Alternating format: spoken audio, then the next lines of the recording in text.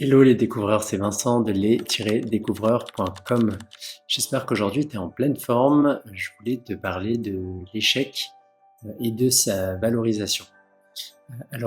L'échec déjà c'est sûr que tu vas le connaître ou que tu l'as connu si tu as des projets ambitieux, si tu te confrontes un peu à la difficulté dans ce que tu peux faire tous les jours.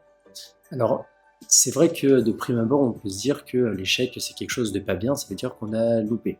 Donc il y a tout un courant de pensée, si je peux en parler comme ça, hein, c'est peut-être un peu grandiloquent, mais qui valorise justement l'échec en disant que c'est bien, ça veut dire que tu tentes des choses, etc. Donc je voulais un peu apporter de la précision par rapport à tout ça, c'est que valoriser l'échec en tant que tel, c'est pas forcément une bonne démarche, au sens où valoriser l'échec, c'est quelque chose que n'importe qui peut faire. Tu peux faire n'importe quoi, tenter entre guillemets, et aller d'échec en échec, et finalement, ça n'apporte pas grand-chose, et si tu en tires une quelque fierté, c'est peut-être un peu bizarre. En revanche, ce qui va être intéressant dans l'échec, c'est qu'il va y avoir deux bénéfices.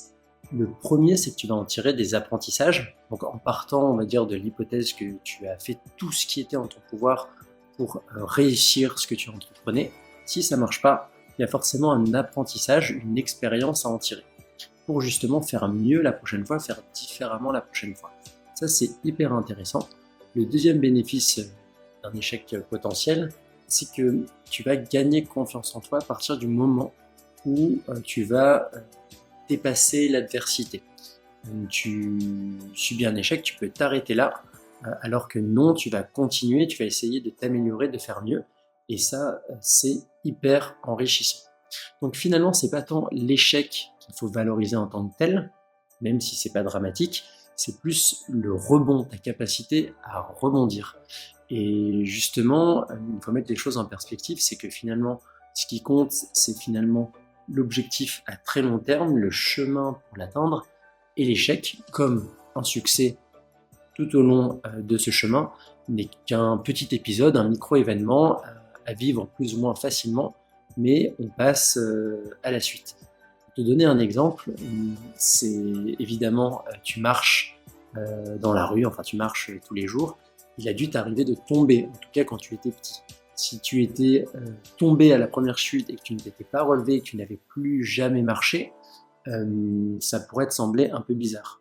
Ben, c'est comme ça qu'il faut envisager l'échec et te confronter aux défis en règle générale. Ce n'est qu'une chute et derrière, il faut se relever et continuer. Donc voilà, je voulais apporter cette petite précision parce que c'est quelque chose qu'on entend pas mal de valoriser l'échec, mais plutôt valoriser le rebond. N'hésite pas à me dire en commentaire, toi, ce que tu en penses et à partager cette vidéo à qui ça pourrait servir dans ton entourage. Je te dis à très bientôt.